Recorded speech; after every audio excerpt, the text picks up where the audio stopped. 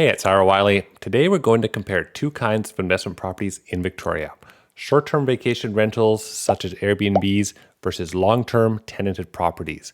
What's the best investment and what's the best fit for you? I own and operate both short and long-term investment properties, and everything I share today is going to be based on my own personal experiences. But I do find that just reading off numbers is a little bit dull in videos like this. So if you email me, I'm an open book about my investments, and I'm happy to share all the income, the expenses, and all the numbers with you if that's helpful. And of course, it's not just about the cash flow. Both kinds of investments come with their own challenges and risks, so I'll discuss the pros and cons of each type of investment. If you have any questions about buying or selling an investment property in Victoria, please don't hesitate to contact me. And as always, I would love to hear from you, so please leave a comment below with your own experiences with rentals in Victoria. So first we'll look at Airbnbs. There are about 20 buildings in downtown Victoria with transient zoning where you can legally operate a short-term vacation rental as a standalone investment, meaning you don't have to live there as your primary residence. You will, however, need a business license from the City of Victoria, which costs $1,500 a year. The pros of Airbnb are higher income. Airbnbs have been one of the few cash flow positive real estate investments over the last few years. Even with today's high prices and interest rates, you can still end up in the green or at least break even. Larger units like 2-bedroom condos that can host 4 to 6 guests comfortably, these can be quite profitable as they have many of the same fixed costs as a 1-bedroom, but much higher nightly rates. Airbnbs are flexible. If you get a bad guest, they're gone in a few days and out of your life. There's a lot less risk here than with a long-term tenant, which can be very hard to evict even if they don't pay the rent. The tenancy laws in BC are weighted heavily towards the tenant, so a lot of landlords prefer short-term rentals for this reason alone. Airbnbs also allow you to have personal use of the property.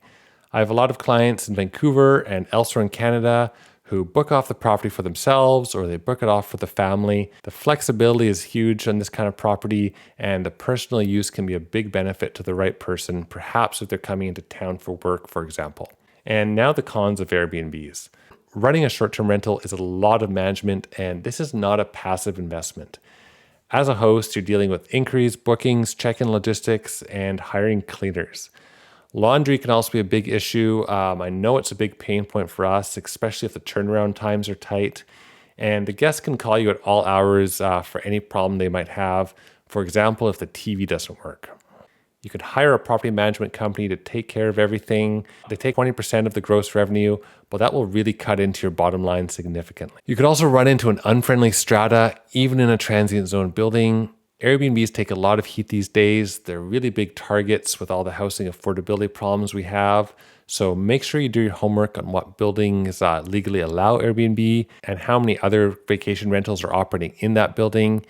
And make sure your guests are aware of all the strata bylaws and rules before they even book.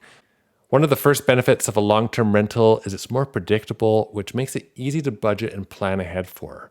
As long as you get a great tenant, that money is more or less guaranteed for the term of the lease.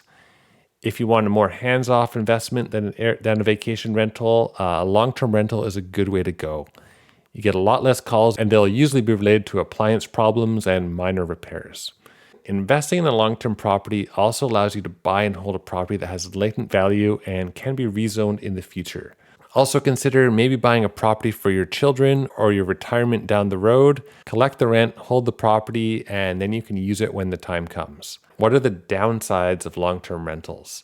The right tenant will make or break this kind of investment. You need to call references and have a really good interview process in place to find and screen the right person. The tenant you choose could be in there for a very long time. The numbers aren't attractive as a short-term rental. With property prices and interest rates today, you'll likely be subsidizing the long-term rental each month. You also need a rather large contingency fund to save for any repairs and renovations that come up. After property tax, insurance, and the mortgage payments, there's very few properties that you won't be topping up each year. I often advise people to try a short-term rental and see how it goes. If it's not for them, you can easily switch over to a long-term rental, whereas the inverse is not true. Running an Airbnb is not easy money, and it's not going to be for everyone. I've dealt with my share of guest problems and headaches over the years, And if you think you don't have the time or the bandwidth, then perhaps a long-term rental is the better way to go. I think a long-term investment property is a really good and essential part of a diversified portfolio, but you have to be prepared to hold it for at least 5 years or longer before you start seeing a return, given how unstable the housing market can be. I would love to hear from you and hear your experiences, so please leave a comment below. Thank you for watching, and I'll see you next time.